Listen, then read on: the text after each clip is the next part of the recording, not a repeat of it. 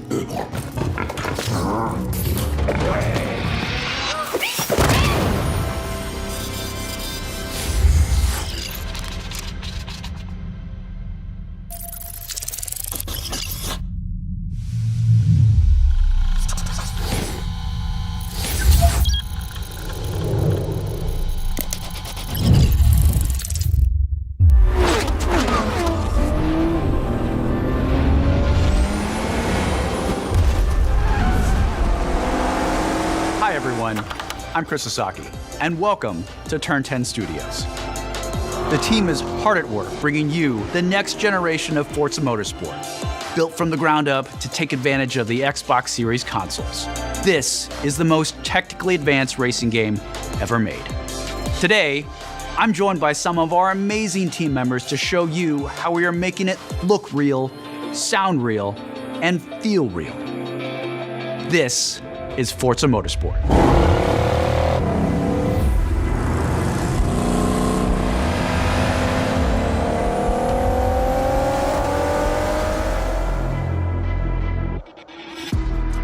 At launch, Forza Motorsport features over 500 cars for you to collect, race, and customize with more than 800 unique upgrades.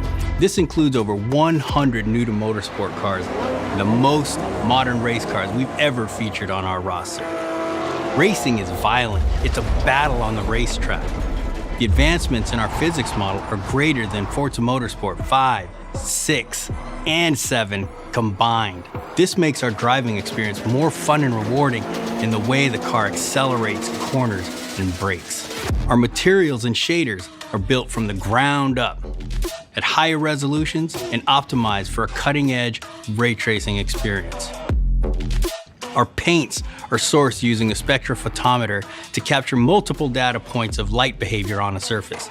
This yields a paint model that has a much more realistic light response across color, metal flake, and gloss. Damage and dirt buildup is unique to each car. It's now contextually aware and more localized. We simulate paint thickness, chipping, and directionality. Dirt accumulation is more realistic, gathering more in the low-pressure areas like recesses and alcoves. These innovations tell the story of the work you put into a race and reflects the marks and battle scars of motorsport. This is our best-sounding Forza Motorsport ever, and the first to be mixed natively for immersive audio formats like Windows Sonic and Dolby Atmos. To create an immersive soundscape, each audio system has been rebuilt from the ground up to deliver a new level of sonic depth and authenticity for our players. Modifying car parts like your exhaust and turbo change the car sounds in Forza Motorsport, just like it would in the real world. Every car now has a variety of sound possibilities based on the parts you've installed. Hardware-accelerated convolution reverb accurately reproduces how sounds in Forza interact within an acoustic space, dynamically adapting to its surroundings and creating a realistic and detailed soundscape.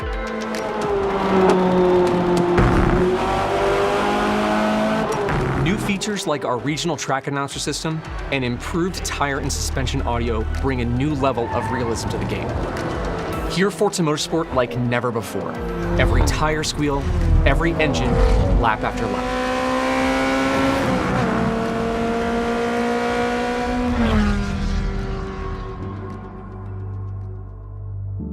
Forza Motorsport launches with 20 environments, built from the ground up for this generation.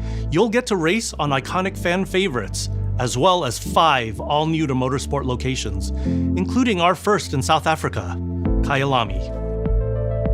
We capture our environments to an incredible level of detail.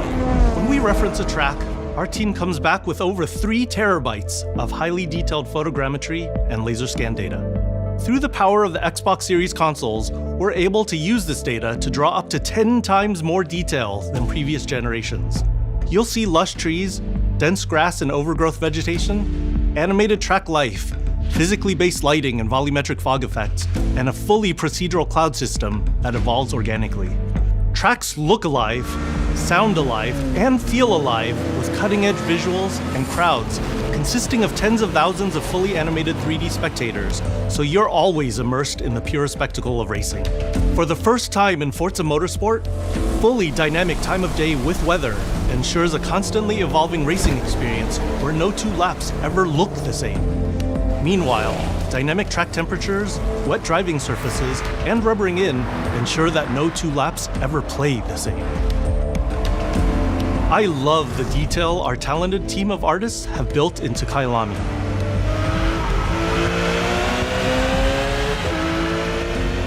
Fast forward to night, and the vista is truly breathtaking. You can see the distant light glows of the city, a beautiful visual touch. Even the Kailami logo itself creates visual impact every time you see it, thanks to ray-traced global illumination, which simulates how hundreds of thousands of light rays accumulate color as they bounce between surfaces. We're rendering all our environments in 4K at 60 FPS with real-time ray tracing on track to create true-to-life reflections on all smooth mirror and flat glass surfaces. With the incredible detail and rendering features of our track environments, Forza Motorsport is truly a generational leap ahead with unmatched visual fidelity and authenticity.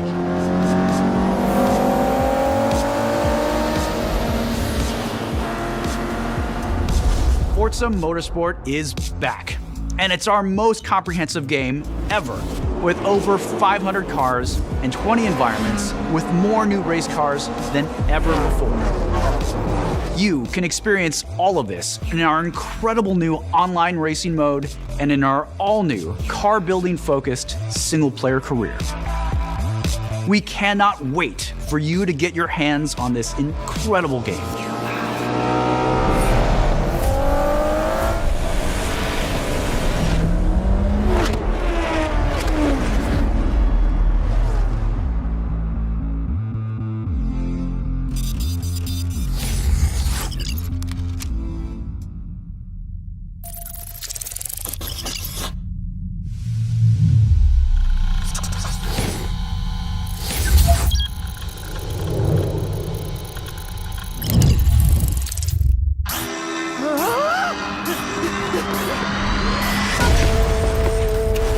That's me.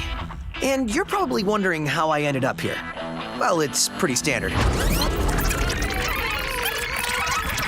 Check this out.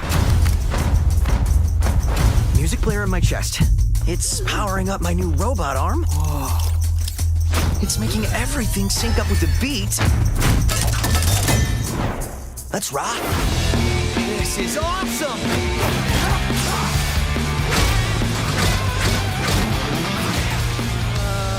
The defect! What in the hell am I looking at? The name's Chai, not Defect. Is this the guy? We'll take down this company, one boss at a time. Just so you know, they're insane.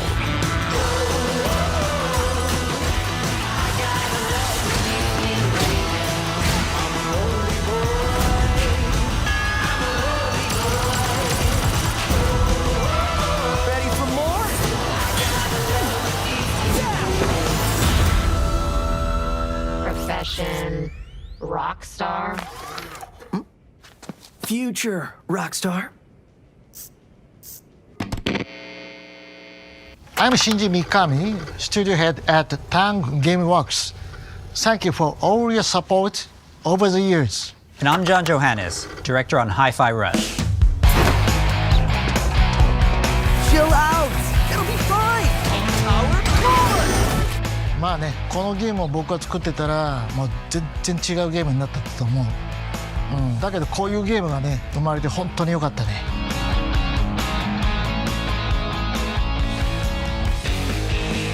So everyone thinks of us as putting out horror games like The Evil Within or spooky games like Ghostwire Tokyo, but this is clearly something totally different. And if this game hasn't already leaked, fingers crossed, we hope it's a pleasant surprise. Let's have some fun. まあ僕はね、本当に新しいものができて、未だにワクワクしてるよ。お、でもチームもみんなそう思ってますよ。So we've been waiting for this for a long time. So let's jump in and explain exactly what Hi-Fi Rush is.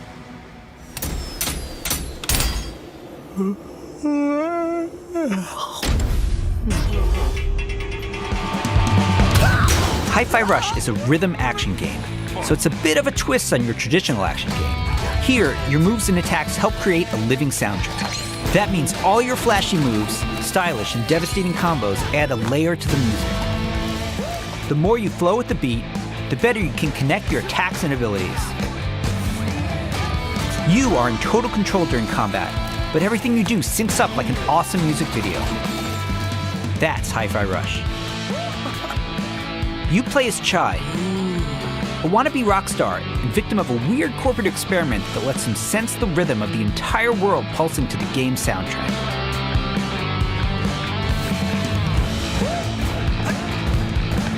As you can see, the beat moves the world around you and is the key to combat. You looking for me? Your attacks will automatically sync to land on the beat, making Hi-Fi Rush a super easy game to start playing.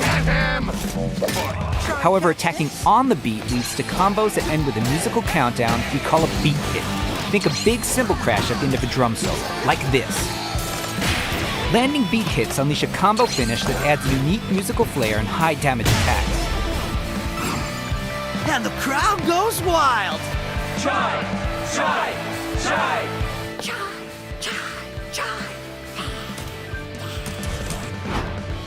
Oh,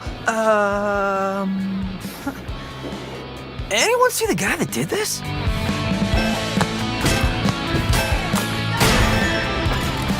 How about we see it all in action? Bring it on.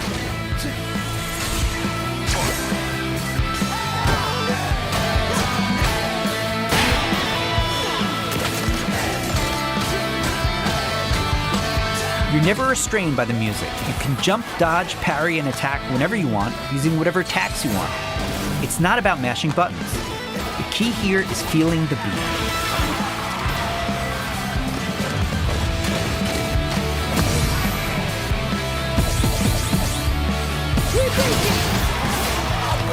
Your progress isn't blocked by missing the beat, but you get rewarded musically and mechanically for staying in rhythm.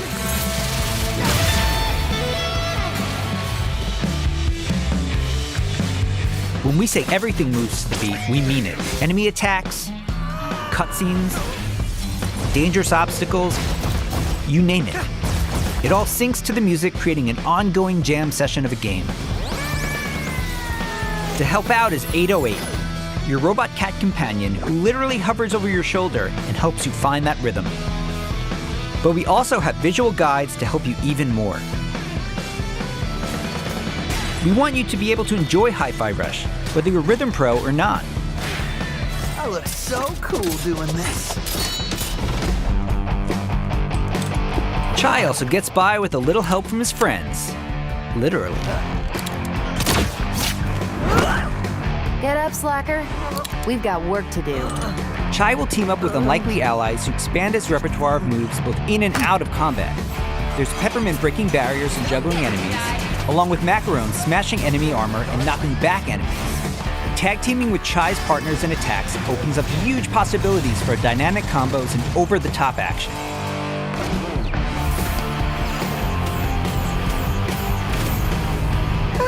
That's not bad. The extra help is handy, because when you're not fighting, you're going to be running around and wreaking havoc all over Vandelay's corporate headquarters, where everything is trying to take you down. You and your partners have a singular goal in mind: taking down the bosses of Vandelay Technologies.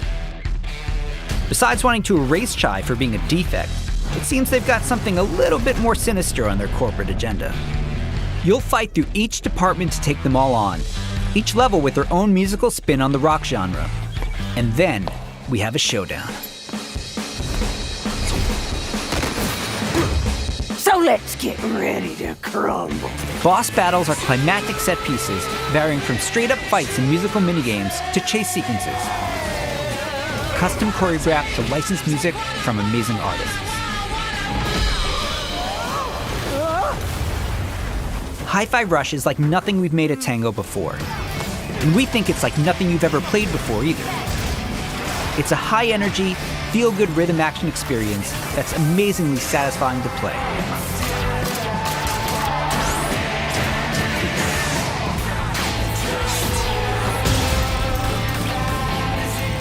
Whew. Pretty rock star move, Chai.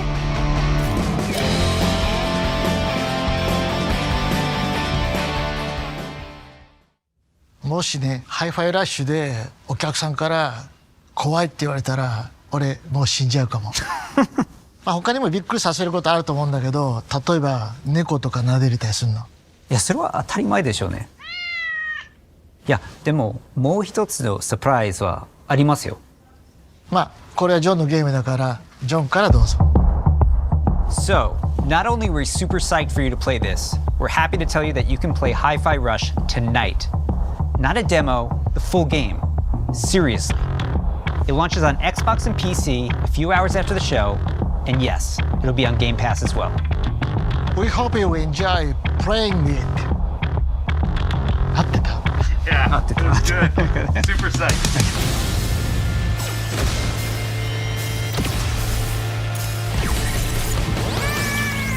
You looking for me? Get him! Mind if I join?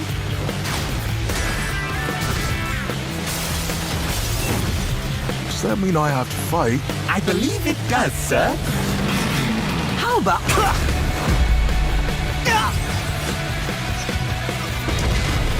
This is entertaining. You're going out with the trash. Here's your Project Armstrong pass. And welcome to Vandalay campus. Yes!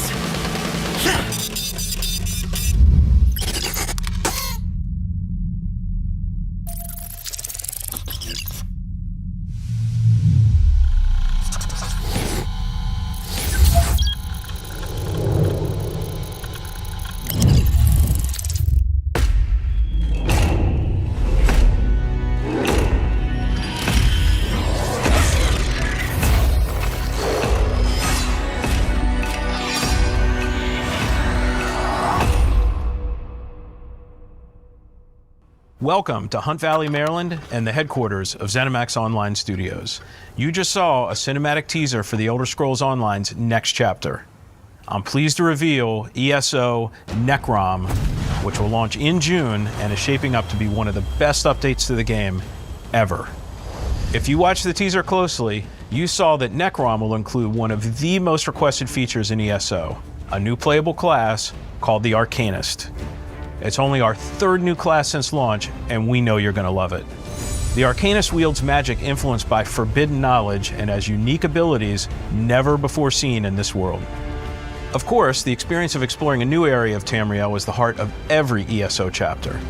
Necrom will unfold in Eastern Morrowind, not seen in an Elder Scrolls game since 1994, where you will meet new characters and enemies, reunite with some old friends, and explore a story based around the return of a well-known Daedric prince you just might remember from the Dragonborn Skyrim DLC.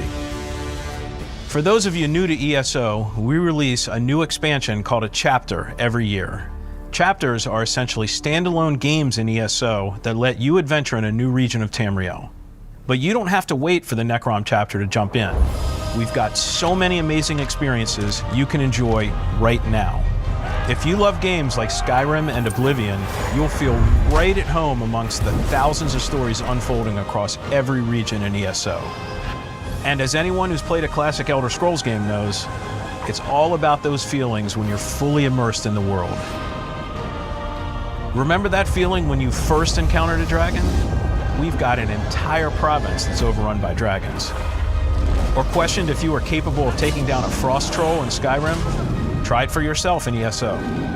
What about the moment you visited a city in Morrowind that was built inside the shell of a giant crab? For the Oblivion fans out there, how about another chance at taking on the colossal Daedric Prince, Mehrunes Dagon? Just like any single-player Elder Scrolls game, you can have a blast simply by following the main quest line. Or seek out lore and learn more about the world. Become a craftsman. Go fishing. Decorate and furnish your home. Customize your character. Play it like an action RPG. And when you're ready, you can easily engage in one of the best open-world PvP systems. Run dungeons co-op with your friends for great loot. Or just join a guild to chat with others. The possibilities in this virtual world are endless. New players will immediately feel right at home because our community is one of the most, if not the most, welcoming on the planet. We invite everyone who has not yet experienced ESO to give it a try and create your own stories in our shared world. There's no required subscription and thousands of hours of content to dig into, solo or with friends. Explore nearly every corner of Tamriel with no level restrictions. It's magical being able to travel almost anywhere you please from the moment you enter the world. ESO is available on PC and Mac, in addition to previous and current gen consoles, including a purpose-built next-gen version for the Xbox Series X and S with high-fidelity graphics and enhanced performance modes. An added bonus for Xbox players, it's on Game Pass. And starting today, for a limited time, we're making all past chapters available to explore for any player, so everyone can test drive all of our adventures, including our take on Skyrim, Morrowind, Oblivion, and much, much more. At ZOS, we have so many passionate and talented developers who continue to add to Elder Scrolls lore by producing handcrafted, epic adventures, and I'm immensely proud to be a part of it. Believe me, we have tons more to share, and I can't wait for the team to show it all to you. Join us after this show for the 2023 ESO Global Reveal, where we'll go deep into all things Necrom. Thanks. See you in Tamriel.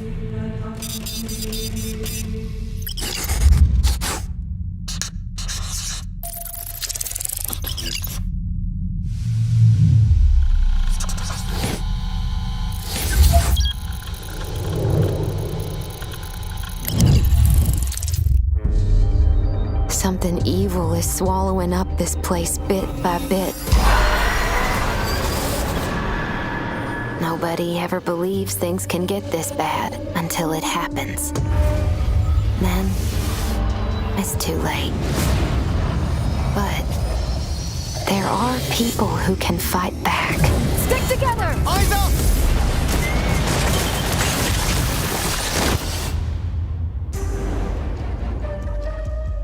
Welcome to Redfall, Massachusetts, where the calm seas and sunny skies have been eclipsed by a legion of vampires.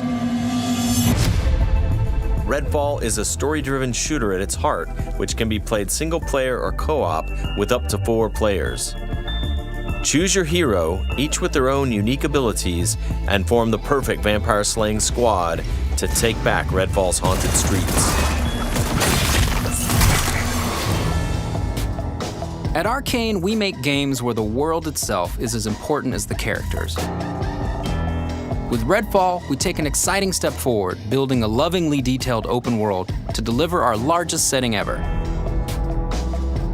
Every inch of our open world is carefully handcrafted and packed with environmental storytelling. Explore the streets of a quaint island town, from the once bustling downtown to the haunted forest, to the decimated seaside boardwalk and gorgeously detailed landmarks. But it's not all danger all the time. There are safe places on the island where you can rest up, chat with survivors, and resupply. Here we're at the fire station, one of your home bases. This is one place you'll receive missions from survivors. There's something I need you to do. The old lighthouse in the bay. It's been used for over a century to keep boats away from the coastline. If we turn it back on, it's a warning to anyone trying to come to Redfall right now. Easy, right? Well, the lighthouse keeper's a real asshole. Joined up with those cultists and took the damn lamp with him. Go on, Bert. Here's a vampire known as the Shroud. Shrouds blanket the area in darkness, disorienting their prey. They hurl lethal projectiles and can even shift through the floor to avoid damage.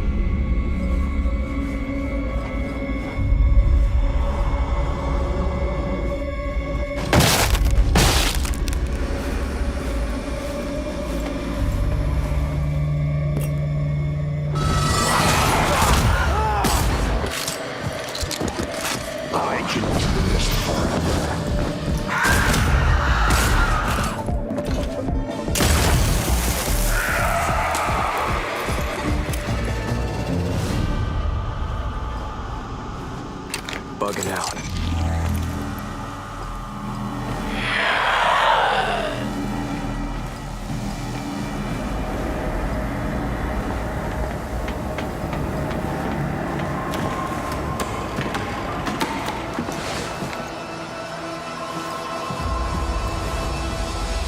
The lighthouse is back up, but there's more waiting for you. Taking down vampires angers the vampire gods, who will summon the Rook to take you down.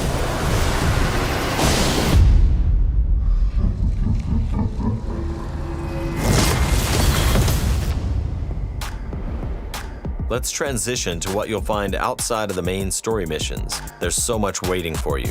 Redfall is filled with encounters that can pop up anywhere, like this brewery that's fallen under cultist control. Save the locals from being offered to the vampires.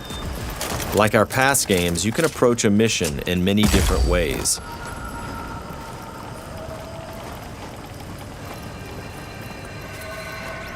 Always be ready to improvise. Remy uses her combat robot Bribon to help distract and eliminate the cultists. We got him, Bribon.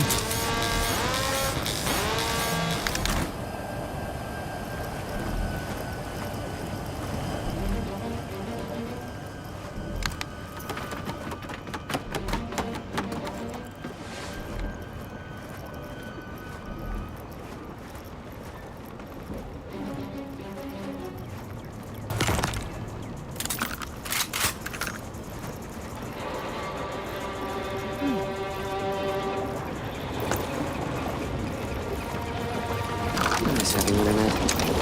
You?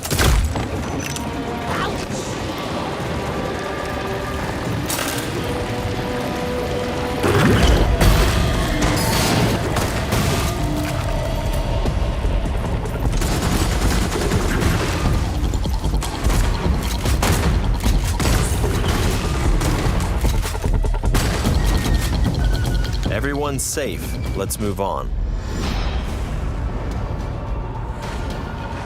Exploring Redfall will take you beyond the bounds of reality as you investigate otherworldly psychic spaces to unravel the vampire's secrets.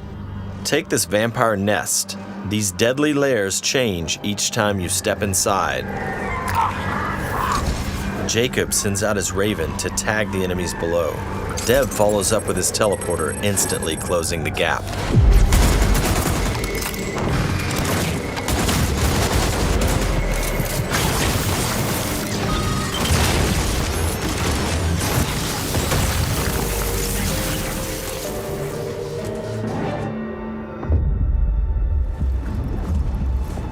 To destroy a nest, you have to take out its heart, and all of the vampires willing to die to protect it.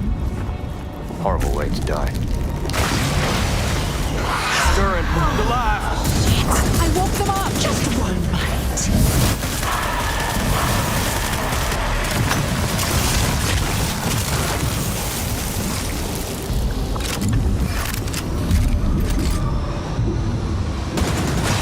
What just happened? Now escape the nest before it comes crashing down. It'll collapse any second.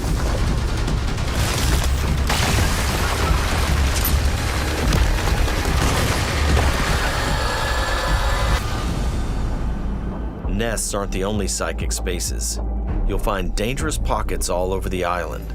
It's all vampire turf, so tread carefully. Gotcha!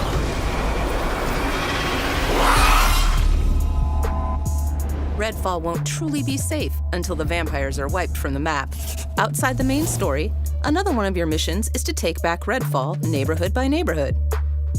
Find safe houses hidden all over the island, and then work your way up to the vampire controlling the neighborhood. To reclaim this neighborhood, you'll have to defeat a powerful vampire called the Siphon. Whether you dive in solo or with friends, each hero can take on any situation. Each brings powerful, unique abilities to the fight, and the upgrades you choose change how they play. Here, Layla's lift ability can be upgraded to launch teammates for airborne attacks. Upgrade Layla's umbrella ability with bullet hail to absorb enemy bullets and release the energy back at them.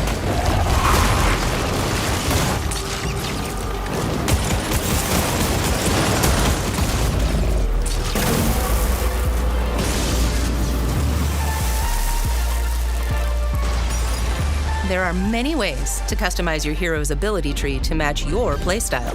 Nighty-night. Let's get some light on the subject. Let's hit on the arsenal. There's a wide range of weaponry, from military gear to new vampire-slaying inventions, from shotguns to sniper rifles.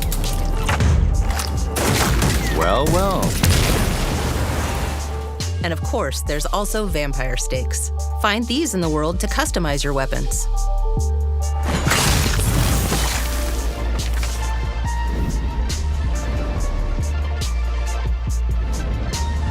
When you reclaim significant sections of Redfall, the last step is to face the underboss who controls, or used to control, that neighborhood. Underbosses are powerful elites of the vampire gods, with their own unique abilities, like this one's shield.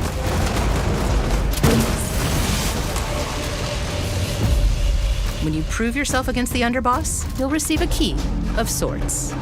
A skull that gets you one step closer to facing the ultimate threat, the vampire gods.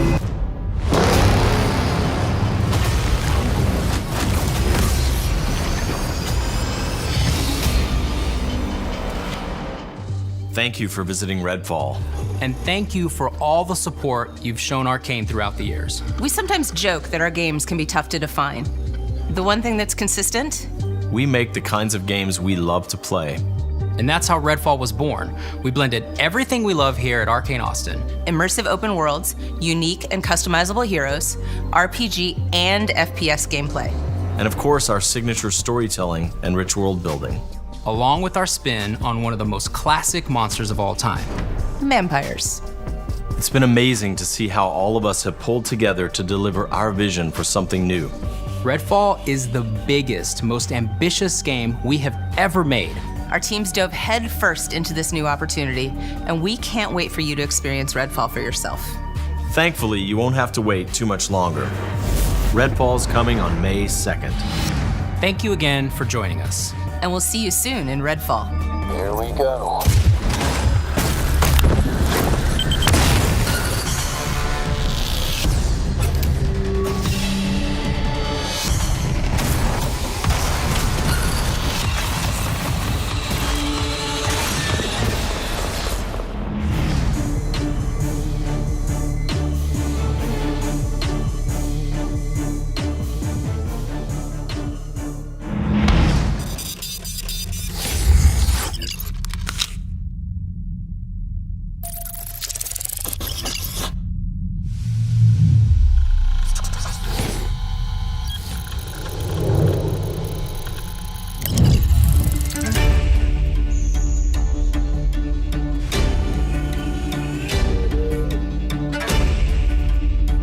There we go.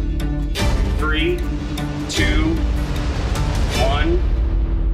Hello. It's so much fun to be working with Mojang Studios on Minecraft Legends.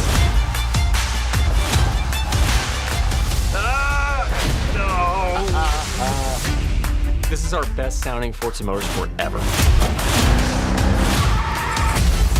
Yeah, that was all right.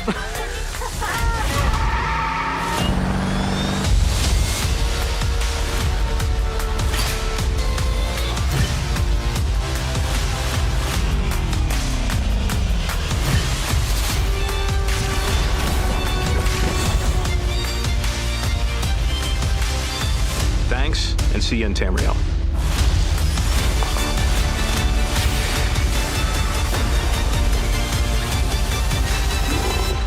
All right, let's do this.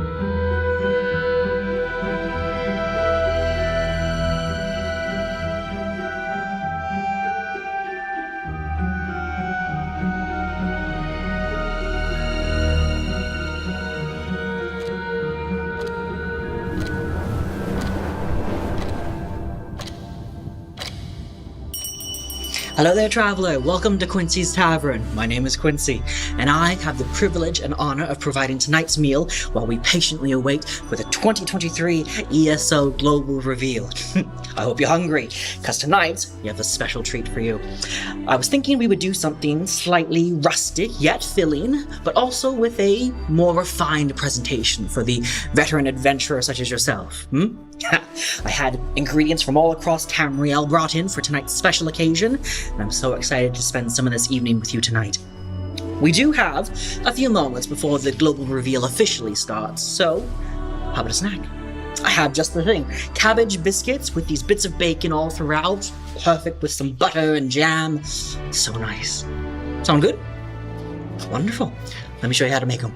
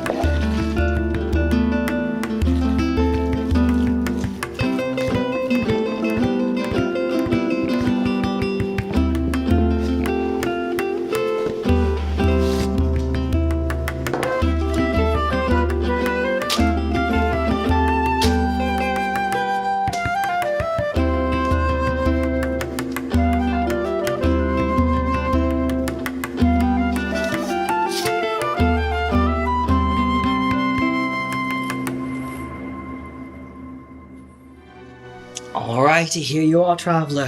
Fresh from the oven, careful, they're still very hot.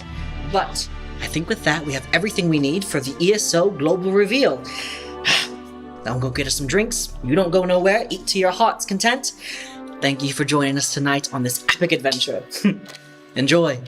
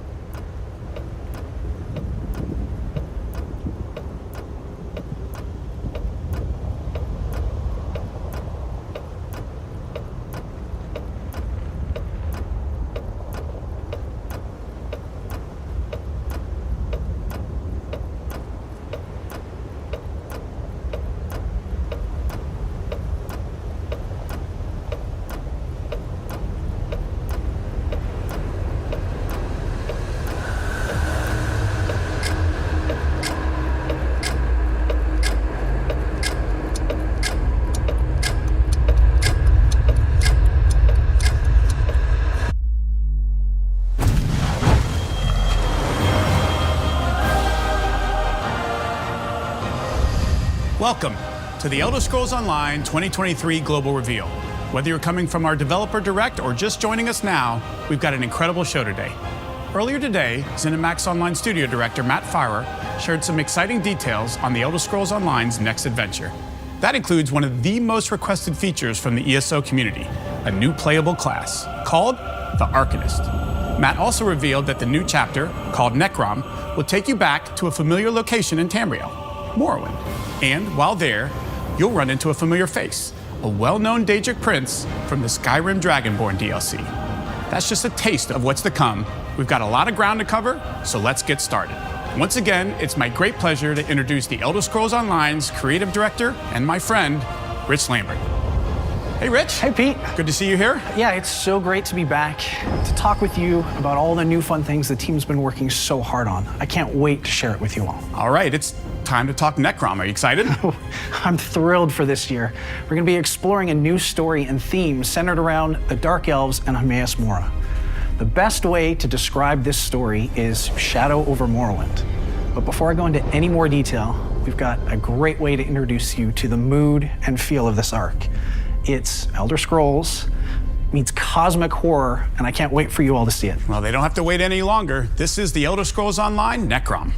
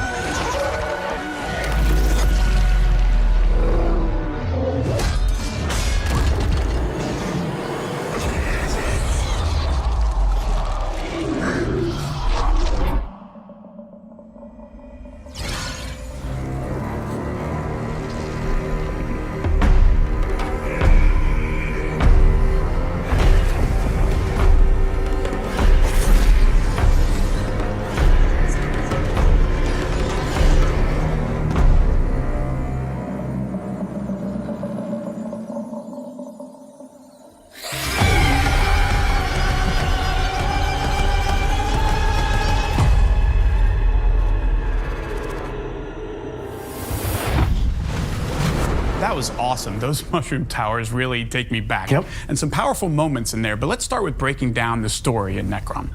Everything centers around Hermaeus Mora. We've explored small pieces of who this prince is in a few zones in ESO up to this point, but they're a complicated Daedric prince. Mora is the knower of unknown and hoards knowledge and secrets in their realm. Some of these secrets are just too dangerous for any being to know. There are hidden powers that threaten Mora's realm of Apocrypha, with the ultimate goal of uncovering one of these secrets. A secret so important and so dangerous that if discovered, it can unravel all of reality. This isn't just Tamriel that's in trouble, this is all of Nirn. Yes, absolutely. So where do our players fit into the mix?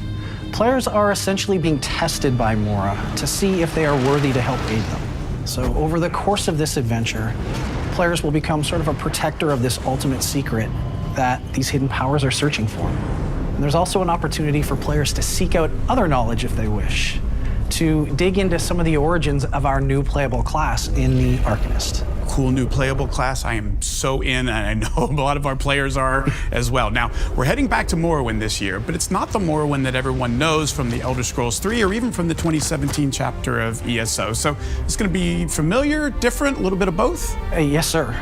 We're going to be exploring the eastern portion of Morrowind, specifically the Telvanni Peninsula. It's still home to the Dunmer or the Dark Elves, so you're going to see that familiar alien landscape with the giant mushrooms and all the like, but it's got a very different feel than any of the locations that we've previously explored. And I'm guessing the city we saw, that was Necrom, yes? Yep. And we haven't seen that since the Elder Scrolls Arena, and it looks very different now. Yeah, a lot has changed since then. But yeah, Necrom is the main city in the chapter. And there's so much amazing lore around this. It's a city of the dead where Dunmer families from all over Morrowind bury their deceased in these elaborate ceremonies. But there's also some really just wild rumors as to the origins of Necrom. It's a crazy old city.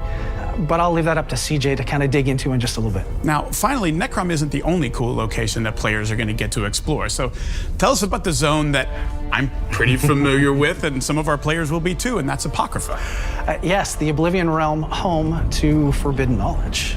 Also home to the know-it-all Daedric prince that we just saw, Hermaeus Mora. It's always great to revisit other areas of Tamriel that we haven't seen in an Elder Scrolls game, but I know the folks at ZOS like to build everything from scratch. So when it comes to the Prince's Realm, it's not just like a carbon copy of what we've seen before, right? The Apocrypha that you know and love from Skyrim it's definitely there. The dark inky waters, the towering stacks of books, you know, those unique yellow-green skies. But like always, we love being able to explore new areas, love putting our own spin on things, and we want to make this our own and give the players new fun things to explore and learn. It's so exciting. Sounds like a great blend of the old and the new when it comes to like the biomes and the places the players are going to be exploring in Necrom. And in fact, let's explore more of Necrom right now with more details from the team. For the regions in Morrowind and Apocrypha that have been explored in previous Elder Scrolls games, we approached them carefully, making sure on one side it felt like a trip down memory lane, but also providing new experiences for everyone. Our destination this time was the Telvanni Peninsula, an area we visited in the very first Elder Scrolls game, Arena. We also caught a glimpse of its coastline in Test 3, Morrowind. This is the first time any game has returned to these lands in almost 30 years, and we were really excited to bring them back. The giant mushrooms and distinctive fungus-covered Telvanni towers are back, of course. The East Asian influences at work in some of the architecture and general aesthetics also return, as does the alien landscape so crucial to representing the lands around Vardenfell. For many players, Morrowind was their first introduction to an open-world RPG, and this concept was reflected in the expansive environments of Test 3. ESO has always honored this basic idea, the idea of a world ripe for wandering, and our depiction of the Telvanni coast will reflect this. The sense of odd scale you may feel walking through it are paramount. In terms of differences, we've crafted a modern view of the city of Necrom, not seen since 1994. Getting to work on something elvish which predates the Tribunal is particularly interesting. Necrom is the Dunmer city of the dead, where all prominent Dark Elves gather to pay respects and lay to rest their honored departed. Lord Vivek, known as the warrior poet, spun some wild stories about the city's foundations, which may or may not be true. But what's definitely true is that the Dark Elves have a particular reverence for the city and its solemn purpose in their culture. It's naturally a cool thing to be able to contribute in any significant way to a long-standing piece of Elder Scrolls lore. For the Telvanni Coast, we had a lot of fun playing with the legend of Necrom's foundation. Specifically, the lore of Vivek himself having defeated the great beast Golgamorgil, whose bones supposedly lay the foundations for the city. Entering Necrom for the first time, you're bound to notice the towering rib-like rock formations which envelop the city. The Dunmer have even added some runic symbols on the faces of the rocks themselves in recognition of their supposed origins. Is the legend true or simply apocryphal? Come tour the lands and make your own decision on that one. Necrom is intended to be monumental, reverent, and yet fit in with the shapes and forms we're used to seeing in Dark Elf architecture.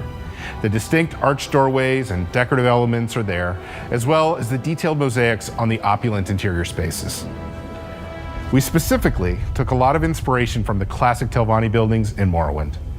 And finally, we have Apocrypha. Whenever we venture back into territories from previous Elder Scrolls games, we always try to make sure that our players feel like they're genuinely returning to lands they've traveled before. We took our initial visual cues from the Skyrim Dragonborn DLC. Then we expanded on the ideas presented in the original. We'll be sharing more details on the unexplored areas of Apocrypha later this year. For the meantime, let's talk about the parts that players are a little more familiar with. Some lands in Tamriel appear quite normal to our mortal eyes, and some, like the Telvanni Coast, feel foreign. And then there are the Oblivion Plains, whose lands bend our mortal perceptions into the most alien landscape possible. In crafting the Plane of Apocrypha, it was important to remember that Hermaeus Mora doesn't really adhere to traditional ideas of good or evil as many other Daedric princes do.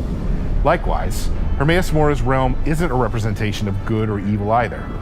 Our take here was to explore the idea of ancient records and how they might be represented physically in a plane such as this.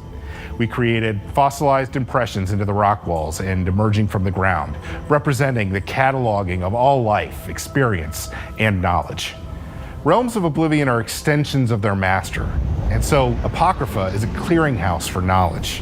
It's a repository.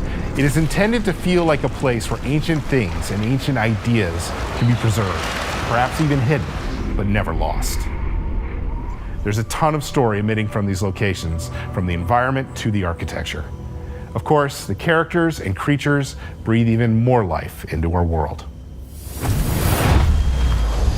When we chose the setting for Necrom, we knew we had to deliver a story that lives up to this location, and the team had a lot of fun bringing this story to life. If you're not super familiar with any of the fantasy names that we've been talking about, imagine a holy necropolis in the middle of an ancient hierarchical society presided over by extremely powerful mages. Yeah, there's a lot of fun tensions there for us to play with. Necrom remains neutral territory in regards to the great houses of Morrowind. Keeping the City of the Dead neutral means all Dark Elves can appease their ancestors and ensure their bodies are taken care of, even as the Three Banners War rages on. This is incredibly important since the tradition of bringing the dead to Necrom predates the Tribunal and the creation of Dark Elves as we know them. It's an integral part of the Dark Elves' cultural identity.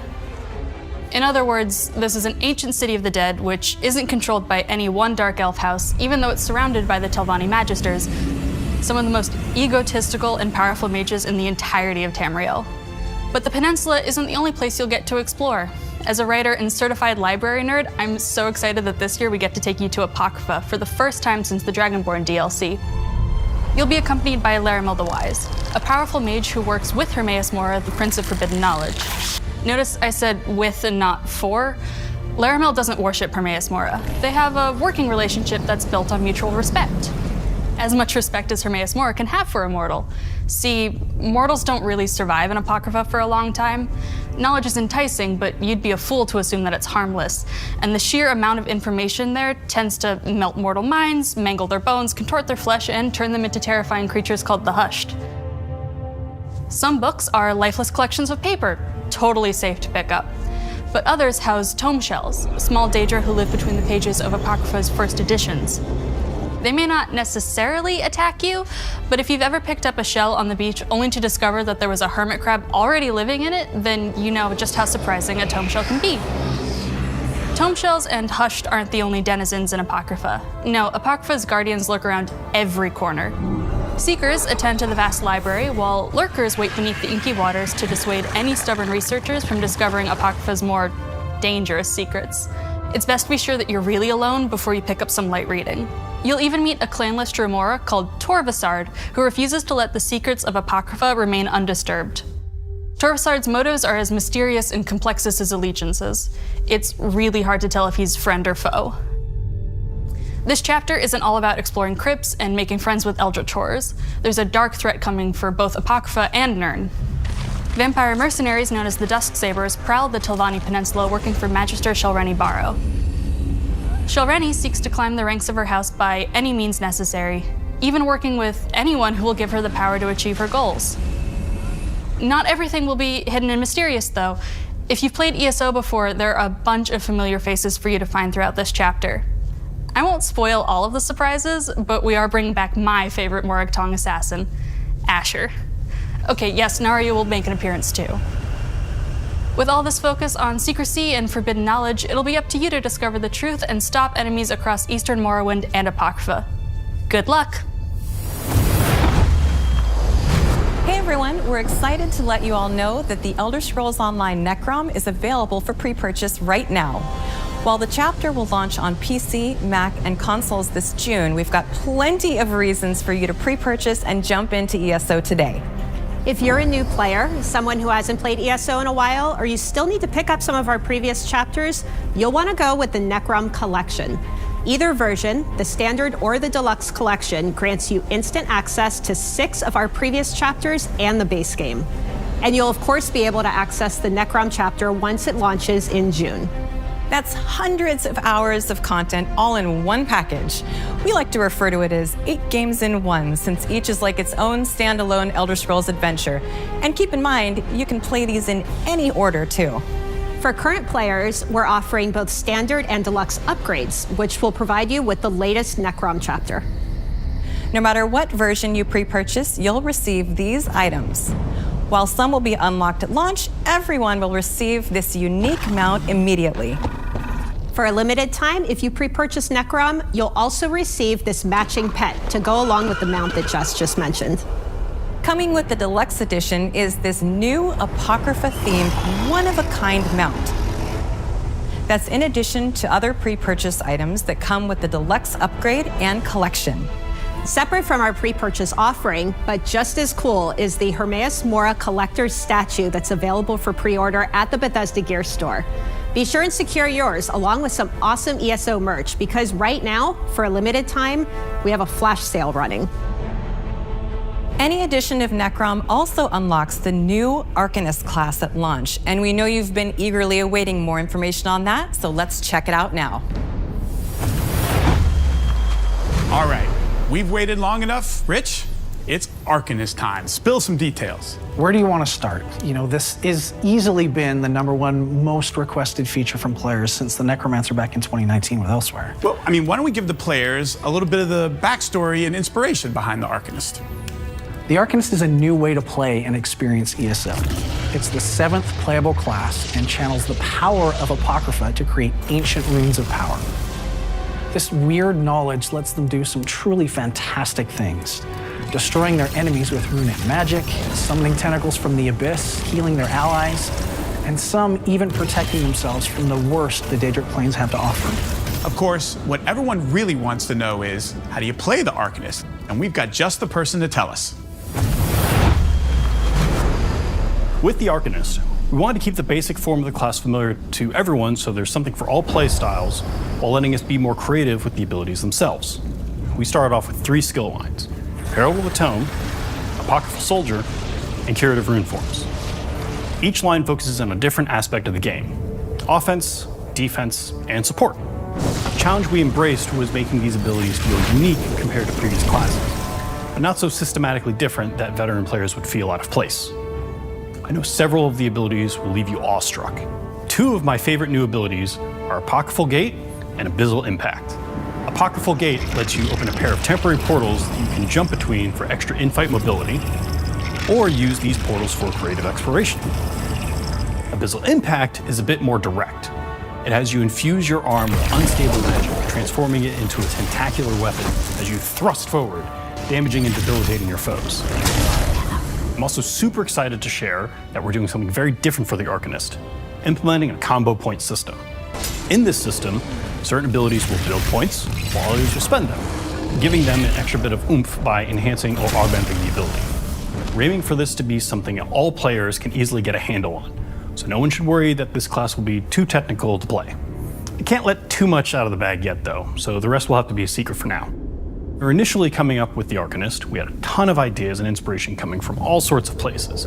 Movies, comics, classic literature, and both retro and modern games. There was even a handful of anime references. And while we had a lot of great ideas, there was one that led us to a major breakthrough and helped bind everything together, the Black Books of Hermaeus Mora.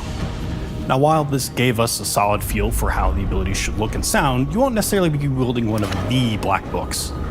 Instead, you'll summon your own tome, in which you've inscribed numerous bits of ancient knowledge that you've gleaned from the Prince of Fate. Think of it like your own cookbook you glance at every so often to spice up your spells. This won't be the only taste of the Arcanist you'll get, though. You'll also come across foes, and maybe a friend, who will wield the same deep magics that you'll learn.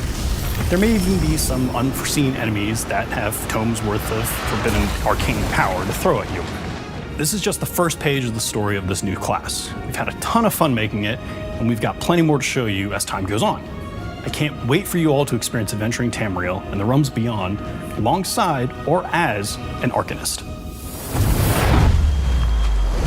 Okay, Rich, now let's talk about some new features and systems. Start with, any chance there's going to be some new companions? Yes, in fact, we've got 2 new companions coming to ESO with this Necrom chapter. And for those that don't know who or what companions are, they're your permanent adventuring buddies. Someone that's at your beck and call whenever you want to help you explore Tamriel.